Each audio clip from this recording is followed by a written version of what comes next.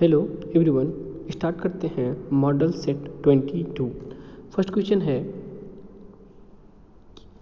यदि वस्तु की चाल आधी कर दी जाए तो गतिज ऊर्जा क्या होगी। सबको पता होता है जो गतिज ऊर्जा तो 1/2 mv² होता है। यदि यहाँ पर वेलोसिटी को आधा कर दी जाए तो उसकी गतिज ऊर्जा जो होगी वो 1/4 रह जाएगी। नेक्स्ट क्वेश्चन है, जी का मान होता है तो जी का मान स्मॉल जी, देखिए कैपिटल जी और स्मॉल जी में अंतर है, तो यहाँ पे स्मॉल जी की बात कर रहा है तो स्मॉल जी का मान जो मान होता है वो 9.8 मीटर पर सेकेंड स्क्वायर लिया जाता है।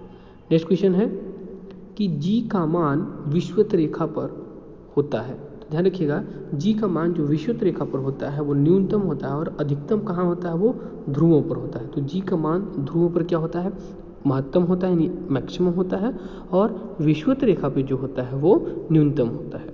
नेक्स्ट क्वेश्चन है, पृथ्वी की सतह से ऊपर या नीचे जाने पर जी का मान क्या होता है। देखिए ऊपर या नीचे हम जाएंगे तो जी का मान हमेशा क्या होता है, घटता है। नेक्स्ट है, पृथ्वी की घूर्णन गति बढ़ाने पर जी का मान क्या होगा। देखिए अगर घूर्णन गति का मान बढ़ाया जा रहा है तो जी के मान में क्या आएगी, कमी हो जाती है। नेक्स्ट क्वेश्चन है कि अब देखिए ऊपर क्वेश्चन मतलब क्या था कि जी का घूर्णन गति बढ़ाने पर जी का मान क्या होता है, कम होता है। और नेक्स्ट क्या है इसमें कि जी का घूर्णन गति घटाने पर इसका मान क्या होगा, बढ़ जाएगा। ओके, नेक्स्ट क्वेश्चन है, पृथ्वी के केंद्र पर जी का मान होता है तो पृथ्वी के केंद्र पर जी का मान कितना होता है, 0 होता है। नेक्स्ट है, पृथ्वी के लिए पलायन वेग का मान होता है, यानी कि पृथ्वी से कोई चीज़ कितनी स्पीड में फेंकी जाए कि वह दोबारा वापस न आए, तो वो कितना होता है पलायन वेग का मान 11.2 किलोमीटर पर सेकेंड, यानी एक सेकेंड में 11.2 किलोमीटर की स्पीड से फेंकी जानी चाहिए। नेक्स्ट क्वेश्चन है, अब देखिए हमने पृथ्वी से पलायन वेग का मान पढ़ लिया है, अब यहाँ पढ़ते हैं सूर्य के लिए पलायन वेग का मान कितना होता है, तो 42 किलोमीटर पर सेकेंड।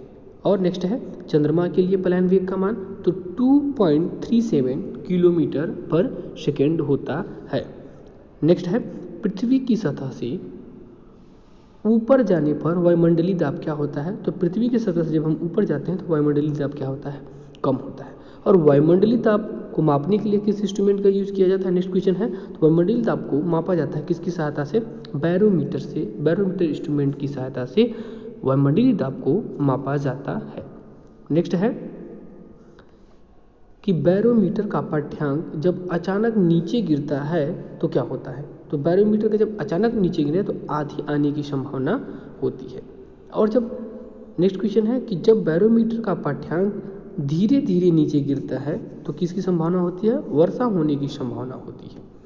नेक्स्ट क्वेश्चन है, बर्फ के 2 टुकड़ों को आपस में दबाने पर टुकड़े आपस में चिपक जाते हैं क्योंकि क्या होता है, दाब अधिक होने से बर्फ का गलनांक क्या हो जाता है, घट जाता है।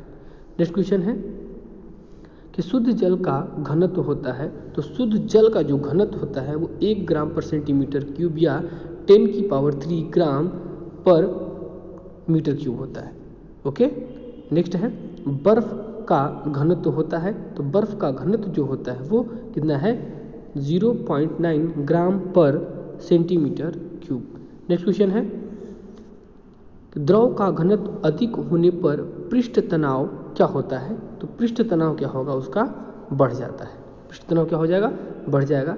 नेक्स्ट क्वेश्चन है कि द्रव का घनत्व बढ़ने पर केशिका नली में क्या हो जाती है, कम चढ़ता है। अब केशिकीय नली क्या होती है, वो नली जिसका व्यास जो होता है वो 3 mm से कम हो, जिससे कि पानी या कोई भी द्रव अपने आप ऊपर उस नली की सहायता से चढ़ने लगे, ये आपका केशिकीय नली कहलाता है। नेक्स्ट और लास्ट क्वेश्चन है ये कि ताप बढ़ने पर द्रव की यहाँ पर की है श्यानता क्या होती है, घट जाती है। Okay, thank you.